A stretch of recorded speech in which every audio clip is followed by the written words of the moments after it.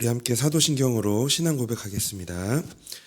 전능하사 천지를 만드신 하나님 아버지를 내가 믿사오며 그 외아들 우리 주 예수 그리스도를 믿사오니 이는 성령으로 잉태하사 동정녀 마리아에게 나시고 본디오 빌라도에게 고난을 받으사 십자가에 못 박혀 죽으시고 장사한 지 사흘 만에 죽은 자 가운데서 다시 살아나시며 하늘에 오르사 전능하신 하나님 우편에 앉아 계시다가 저리로서 산자와 죽은 자를 심판하러 오시리라.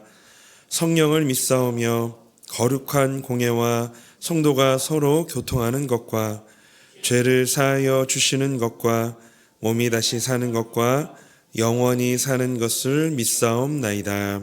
아멘. 찬송가 300장 찬송하겠습니다.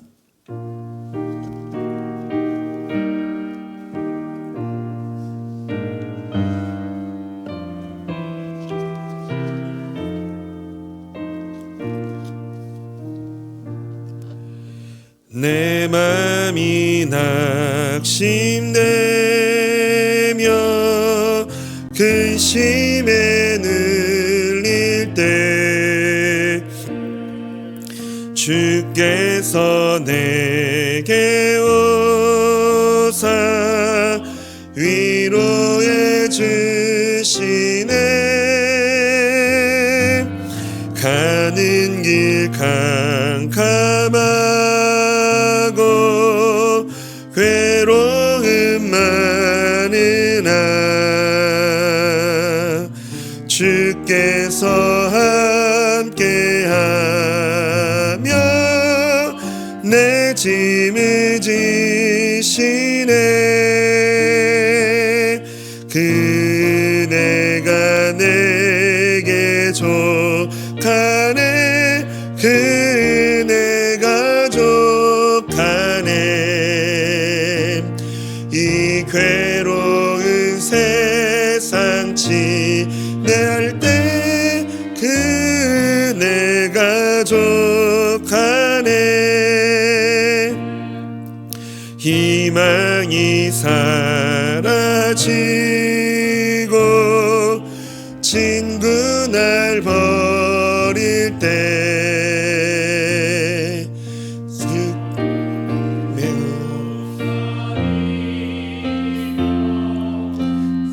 희망 주시네.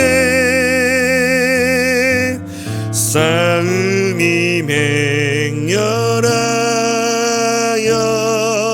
두려워 떨 때에 승리의 왕이 오지 주 음성 들리네. 그네가 내게 족하네. 그네가 족하네. 이 괴로운 세상 지날 때 그네가 족하네. 범민이 가득 차고 눈물이 흐를 때 주 나의 곁에 오사 위로해 주시네. 환난이 닥쳐와서 어려움 당할 때 주님의 능력 입어 원수를 이기네. 그네가 내게 족하네. 그네가 족하네. 이 괴로운 세상 지날 때 그네가 족하네.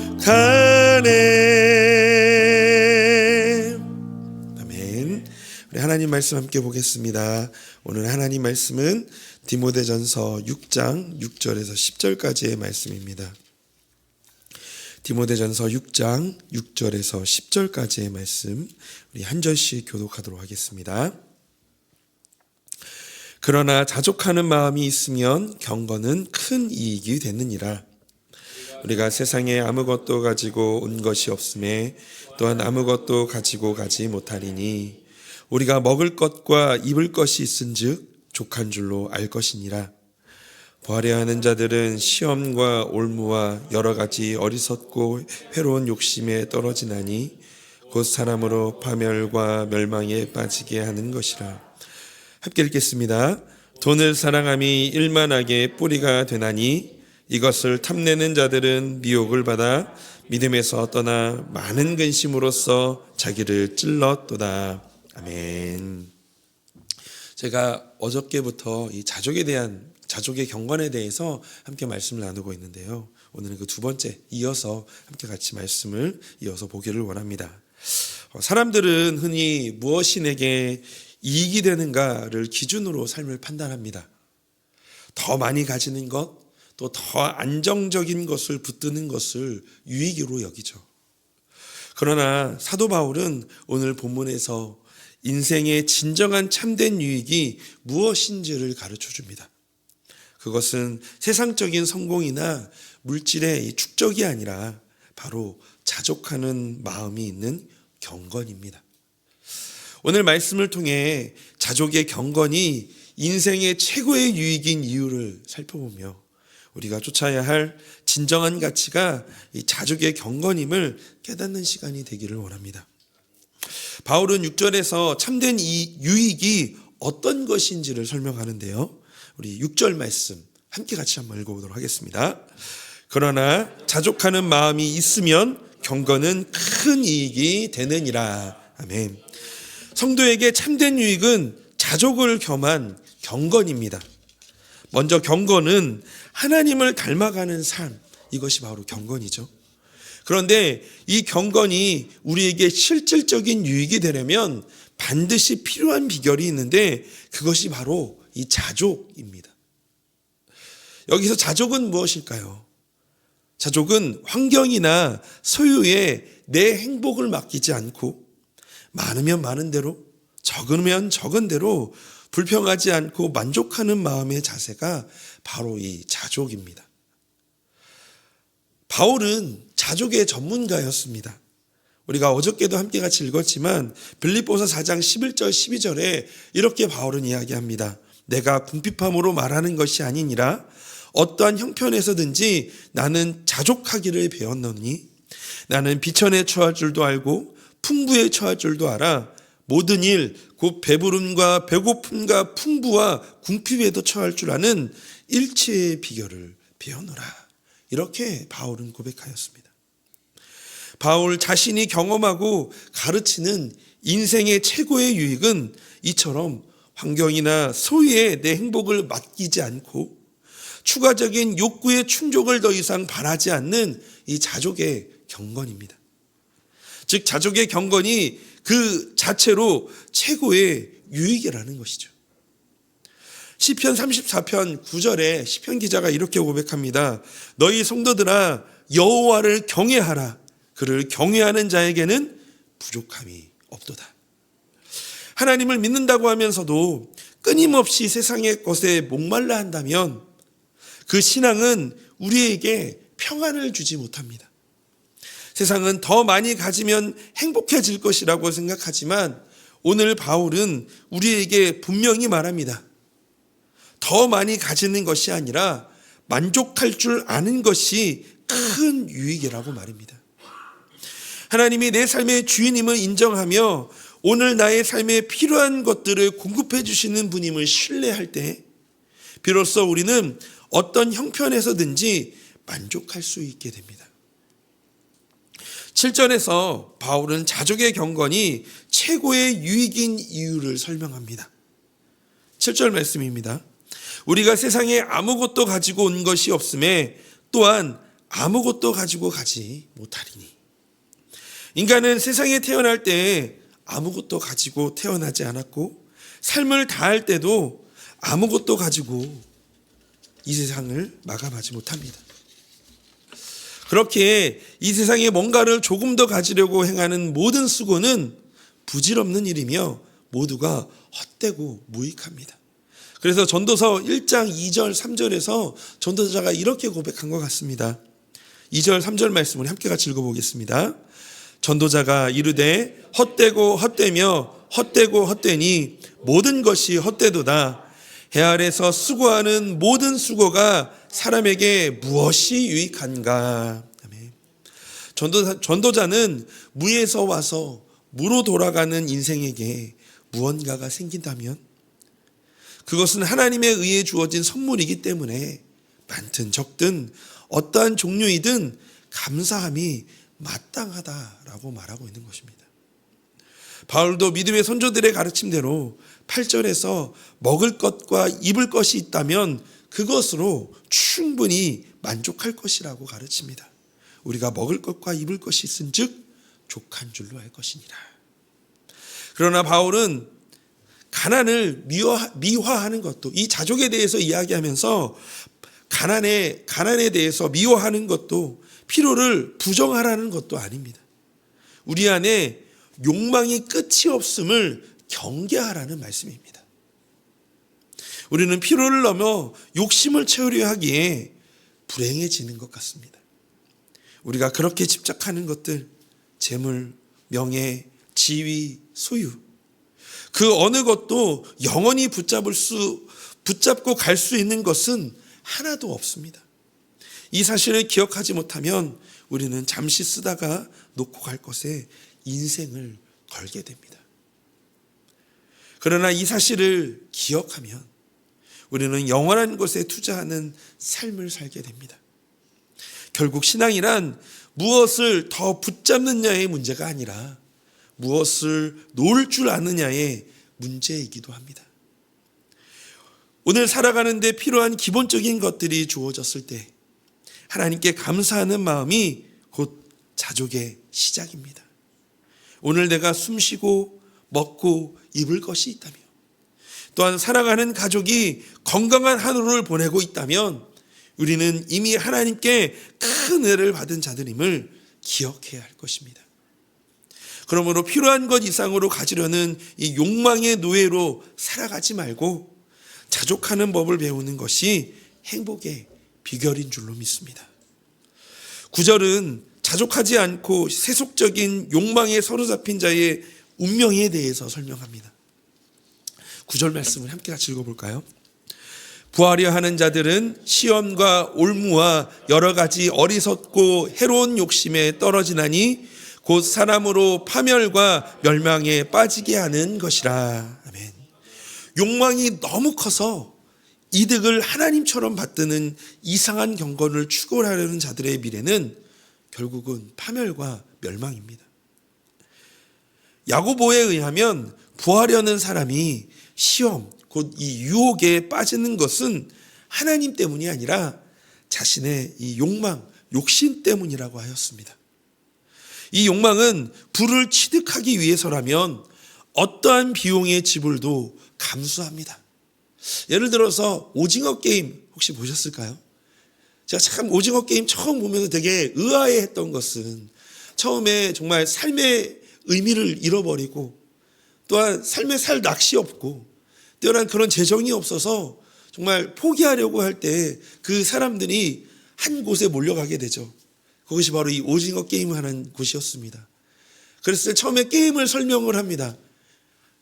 이 사람들 중에 서바이벌 게임인데 한 명씩 몇 억씩이라고 하면서 단 한 명이 남았을 때 400몇 억을 너희들에게 받게 된다. 목숨을 내놔야 된다라고 이렇게 설명했을 때 어떻게 사람 목숨을 가지고 이렇게 하냐라고 하면서 결국은 사람들이 다수결례에 의해서 이제 우리 하지 말자 하고 다시 돌아가게 되죠. 그런데 삶을 다시 돌아가 보니까 현실이 또 막막한 거예요.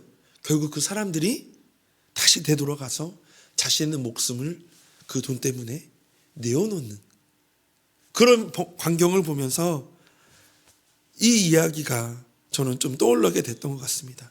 내가 그 유익을 취하기 위해선 어떠한 비용의 지불도 감수한다. 내 생명도 감수한다. 그러다 결국 마귀가 파놓은 함정 속으로 떨어지고 말게 되죠.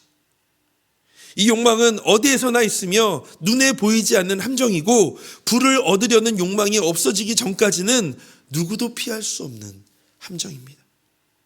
이렇게 내면의 어리석고 해로운 욕망에 결박된 인생은 결국 파멸과 멸망에 이르게 됩니다. 바울은 부자가 되려는 욕망과 멸망이 단짝인 이유를 10절에서 설명합니다. 돈을 사랑함이 일만 악의 뿌리가 되나니 이것을 탐내는 자들은 미혹을 받아 믿음에서 떠나 많은 근심으로써 자기를 찔렀도다. 그것은 바로 돈에 대한 사랑이 모든 악들의 뿌리이기 때문입니다. 돈에 대한 사랑이란 돈과 함께 동일한 운명의 배를 타겠다라는 강렬한 의지를 의미합니다. 부하려는 자는 돈을 추구하는 것이 아닌 돈을 사랑하게 됩니다. 돈은 자신을 내주면서 부하려는 사람의 사랑을 차지하고 그의 삶을 지배하죠. 돈을 쫓다가 믿음에서 떠나게 되고 결국 그 욕망이 화살이 되어 자기 자신을 찌르는 고통을 겪게 됩니다. 이에 바울은 돈을 사랑하는 것이 모든 악들의 뿌리라고 경고한 것입니다. 바울의 이 경고는 세상을 보는 안경과 같습니다. 바울은 정치와 경제와 사회와 문화와 교육과 학문과 예술과 이 기술의 분야에서의 발생하는 수많은 문제들의 근원이 바로 이 돈에 대한 사랑임을 말하고 있는 것입니다. 사실 모든 문제가 돈 때문이지 않습니까? 돈 때문에 부모도 살해하고 친구도 배신하고 심지어 믿음도 잃어버리지 않나요? 거짓도 진실인 것처럼 포장하고 때로는 이 돈 때문에 나라도 넘겨줍니다. 수많은 사람을 희생시키기도 하죠. 인간이 주인으로 삼는 두 대상은 하나님과 돈 혹은 재물입니다. 대부분의 사람에게 돈이 신이 되는 만큼 돈의 위력은 막강합니다. 실제로 돈은 신처럼 인생을 지배하고 세상을 다스리며 군림합니다. 본문에서 이 돈이라는 말은 인간이 이 땅에서 추구하는 욕망과 사랑과 섬김의 모든 대상들을 가리키는 총칭입니다. 주님보다 더 욕망하고 더 사랑하고 더 매달리는 어떠한 것도 모든 악의 뿌리인 이 돈으로 간주어될 수 있습니다. 이러한 돈이 사랑의 대상이 되면 다른 모든 것들은 돈의 후순위로 밀려나고 수단으로 전락하게 됩니다. 심지어 하나님도 그 도구, 그 수단에 포함되죠. 이처럼 사용의 대상인 돈을 사랑하면 하나님과 인간을 목적이 아니라 도구로 여기는 존재의 무질서를 불러오게 됩니다. 돈은 도구여야 하지 주인이 되어서는 안 됩니다. 하나님을 의지해야 할 자리에 재물이 앉게 될 때 우리는 신앙의 길에서 떠나 스스로 많은 근심으로 찔리게 될 것입니다. 우리 사랑하는 성도님, 세상은 우리에게 조금만 더 가지면 행복할 거야 라고 속삭입니다. 그러나 성경은 이미 주신 것에 만족하고 하나님께 집중하라라고 말씀합니다. 진정한 부자는 통장에 잔고가 많은 사람이 아니라 내가 가지고 싶은 것, 내가 얻고 싶은 것을 다 얻은 사람이 아니라 하나님이 주신 은혜를 셀 줄 아는 사람이 바로 진정한 부자입니다. 그러므로 비교를 멈추고 하나님이 나에게 주신 최선의 복을 바라보시기를 소망합니다. 또한 감사를 회복하고 사소한 일상에서 하나님의 손길을 발견하는 하루가 되기를 원합니다. 마지막으로 좀 나눔을 실천하였으면 좋겠습니다. 자족하는 자만이 내 손의 것을 남에게 흘려 보내줄 수 있습니다. 오늘 하루 세상의 욕심을 내려놓고 이 자족의 경건을 통해 하나님이 주시는 참된 평안과 유익을 누리시는 우리 모든 성도님이 되시기를 주님의 이름으로 축복합니다. 오늘 함께 이 말씀을 생각하면서 기도하기를 원하는데요. 우리 첫 번째 기도 제목은 우리 돈을 사랑하며 더 많이 가지려는 욕심에서 벗어나 지금 주신 은혜에 감사하는 믿음을 달라고 기도하기를 원합니다. 일단 두 번째는 재물이 아니라 하나님을 의지하는 삶을 살게 하여 달라고 오늘 그렇게 기도했으면 좋겠습니다. 일단 세 번째로 교회를 위해서 기도해 주실 때 1교구 13여러 다락방을 위해서 함께 같이 기도해 주시기를 원합니다. 말씀과 기도 생활에 힘쓰고 더욱 영적인 성장과 신앙에 부흥이 일어나게 하여 달라고 이 세 가지를 놓고 함께 기도하며 오늘 하루를 시작하기를 원합니다. 하나님, 이 시간 기도합니다. 하나님, 오늘 이 자족이 우리의 삶의 최고의 유익임을 우리 함께 같이 나눴습니다. 하나님, 돈을 사랑하며 더 많이 가지려는 욕심이 때로는 우리의 삶의 평안함을 잃어버리게 하고 때로는 두려움과 때로는 아버지 하나님 우리 안에 절망을 더 주는 것은 아닌지 하나님 우리의 삶을 다시 한 번 더 돌아보며 오늘 나에게 주신 그 은혜에 감사하는 믿음을 우리에게 더하여 주시기를 원합니다. 하나님, 우리가 우리 안에 있는 하나님 쓰려고 하는 것들, 때로는 하나님보다 더 사랑하는 것들로 인하여서 하나님 우리가 더 그 믿음에 오늘 나에게 주신 것들을 바라보지 못하는 하나님 그런 어리석음에 빠지지 아니하고 오늘 나에게 주신 은혜를 세워보며 하나님이 주신 그 하나님의 은혜에 감사하며 나아가는 하루가 되게 하여 주시옵소서. 또한 아버지 하나님, 재물이 아니라 하나님을 의지하는 삶을 살게 하여 주시옵소서. 내 오늘 나에게 주신 그 환경 속에서 때로는 부족함에 때로는 더 가지고 싶은 마음에 하나님을 의지하지 못하는 것이 아니라 또한 하나님께 또 하나님의 것이 주신 것에 비교하는 것이 아니라 더 하나님을 의지하면서 나의 모든 필요에 쓸 것 올려 일용할 은혜를 주실 것을 기대하며 오늘도 살아가는 그런 은혜 있는 하루가 되게 하여 주시옵소서.